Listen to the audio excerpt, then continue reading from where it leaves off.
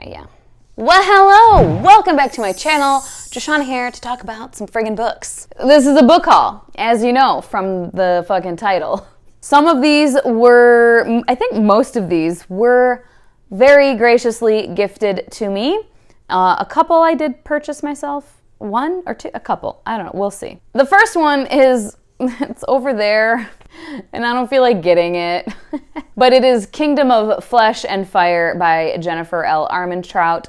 I recently buddy read with Vish at Books with V. She's amazing. Go check her out. Her channel will be linked down below. But we buddy read From Blood and Ash, and promptly I purchased Kingdom of Flesh and Fire so we could start that. I haven't talked about From Blood and Ash yet, so I'm not going to say anything. I will have some thoughts, though, to come. But yeah, I purchased that one for myself, and then there's one other one, I believe. Let me grab it. I lied. There's two others, because one was a pre-order that I forgot about. But I got it. I actually think I got it with the last book haul I did a few weeks back, but it wasn't on my list because it was pre-ordered a long time ago. But that is The Camelot Betrayal by Kirsten White. This is book 2 of the Camelot Rising series. The first one was it's over here. Let's see if I can remember it. The Guinevere Deception. There we go. This cover, I thoroughly enjoy. These colors are so pleasing to my eye. My God. And then look at this. This baby blue, robin's egg blue with this freaking crown. I love it. Really hope I enjoy this. The first book in the series it received mixed reviews.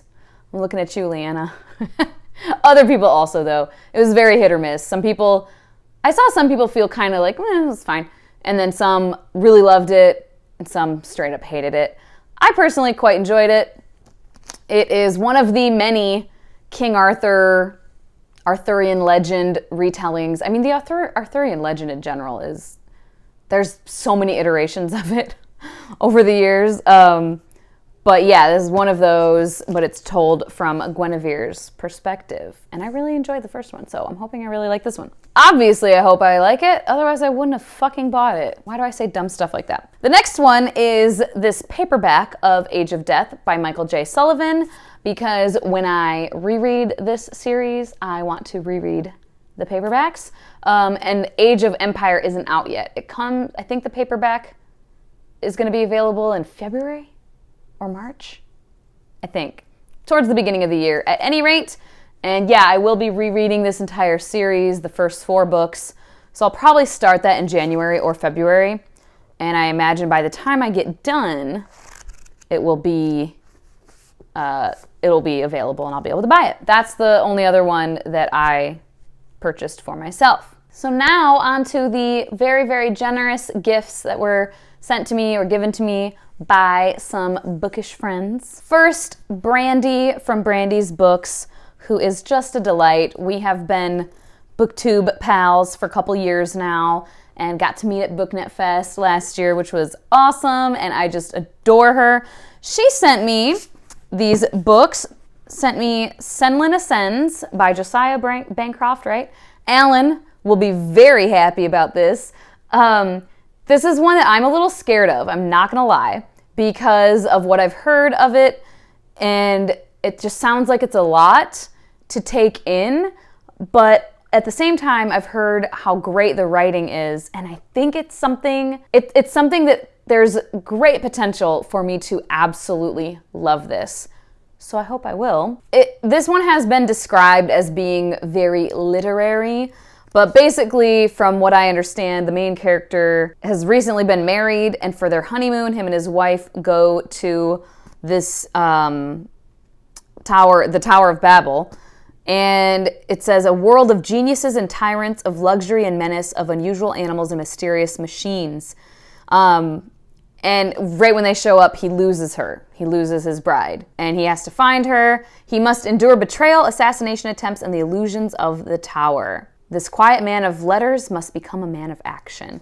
And yeah, I've just heard that it's like each level of the tower, there's just wild shit happening, illusions, puzzles to figure out, all of this kind of stuff. So I'm a bit nervous. but I'm very intrigued. And then she sent me all of these, and I told her when I received this, I messaged her and was like, oh my God, thank you, that I think I had one of these books in the series, and I did. So now I have two, which is fine, whatever. I will unhaul my other one that I've had. But so my dumbass, it's the one that I've had for years is book 4 of this series, because I didn't realize that it was part of a series when I bought it. I just didn't pay attention. It was from a library sale.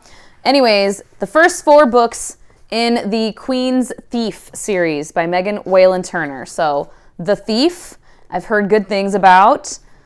Queen of Atolia, and then The King of Atolia, and then A Conspiracy of Kings, book 4. I'm not gonna talk about what all of these books are about, obviously, because there's probably spoilers, but this one, I don't even know, really. It's fantasy. I think adult fantasy. Says, Jen can steal anything. At least that's the boast he's made in wine shops across the capital city, and his bragging has landed him in the king's prison. His chances of escape look slim even for someone of his talents. When he's invited to join a quest to steal an object straight out of a legend, he's hardly in a position to refuse.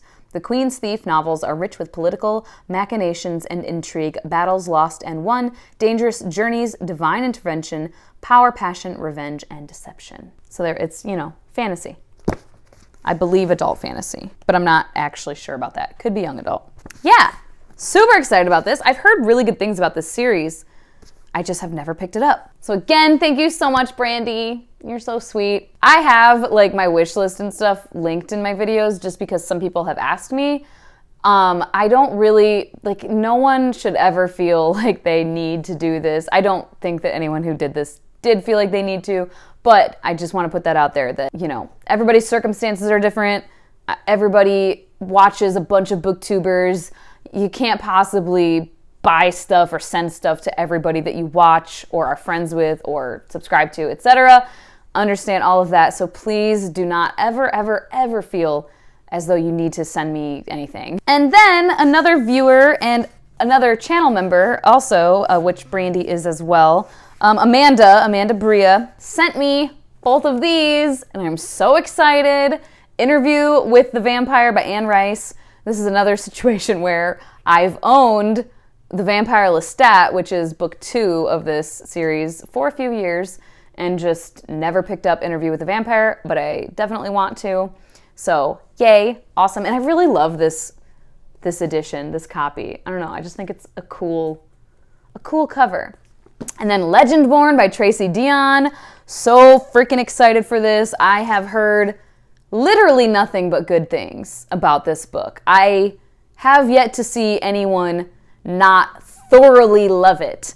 I haven't even seen anyone feel, I'm sure there are people out there with any book, there's people that hate it and there's people that feel lukewarm about it. But I personally, anyone I've seen, who I follow, who I subscribe to, everybody has loved it. So I really hope I love it too. And I love this, I love when naked covers have stuff on them. I think probably everybody is aware of Interview with the Vampire, right? It's vampires. It's the Confessions of a Vampire. Hypnotic, shocking, and chillingly erotic, this is a novel of mesmerizing beauty and astonishing force. A story of danger and flight, of love and loss, of suspense and resolution, and of the extraordinary power of the senses. It is a novel only Anne Rice could write. Okay. And then Legendborn is young adult fantasy. I've looked up the shit and I can't quite remember. Her mother dies in an accident. There's a residential program for bright high schoolers. She witnesses a magical attack her very first night, a flying demon feeding on human energies, a secret society of so-called Legendborn students who hunt the creatures down. That's right. I remember that now. Mysterious teenage mage who calls himself a Merlin and who attempts and fails to wipe Bree's memory, the main character, of everything she saw. When the Legendborn reveal themselves as the descendants of King Arthur's knights and explain that a magical war is coming, Bree has to decide how far she'll go for the truth and whether she could use her magic to take the society down or join the fight. Whether she should. So yeah, again, I've heard basically nothing but good things. So thank you so much, Amanda. Again, as ever, not needed, not required, but super appreciated. And then Charisse over at Silver Rose Reads. She's a delight. You should absolutely go check her out. She's like so sweet. She's one of the sweet, like she just seems like the nicest person. But she very, very graciously sent me the paperback of The Wrath and the Dawn because this was on my list. I want to reread the series, and it's a series that I just over the years, I think about it, and the character, Shazi, is one of my favorite female characters ever. So I've wanted the paperbacks for a hot minute, and I just love these covers. I think they're cool. And this is young adult fantasy. It's a reimagining, retelling of Arabian Nights or 1001 Nights. One or the other. I think, isn't 1001 Nights one of the stories of Arabian Nights? Do not quote me on that. I could be horribly, horribly wrong. So yeah, it's romance. It's young adult. So thank you so much, Charisse. You 100% did not need to do this. Very, very sweet. I've been spoiled this year, you guys, honestly. And then one of my best friends and booktube pals also, Elle from Elliott Brooks.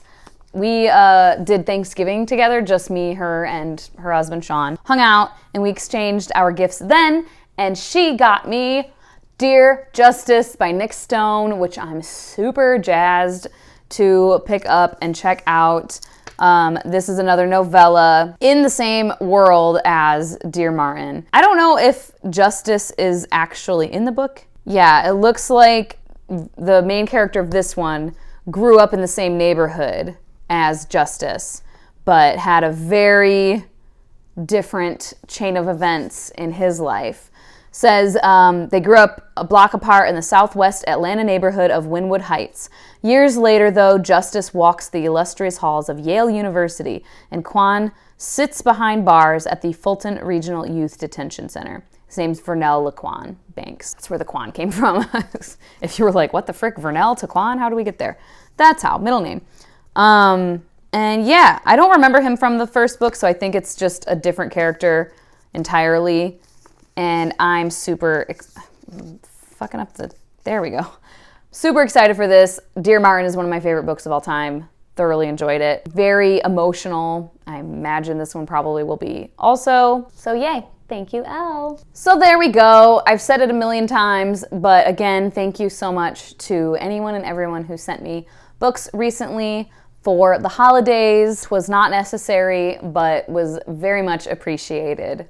You are all so very gracious. I just appreciate everybody who supports me in any way, shows love to me in any way, anybody who likes my videos, watches my videos, comments on my videos, even if you are just doing what I say and leaving an emoji, knowing that you're there, knowing that you want to say hi with a little emoji, it just warms my little heart. And I truly never thought I would have, I didn't know if I would ever get to 500 subscribers. So the fact that almost 4,000 people have subscribed, have cared enough to subscribe, and that hundreds and hundreds and hundreds of you actually watch my videos is truly astounding. And your support is ever appreciated and cherished. As always, thank you so much for your time. Hope you guys have a wonderful day, and I will talk to you later. Bye-bye.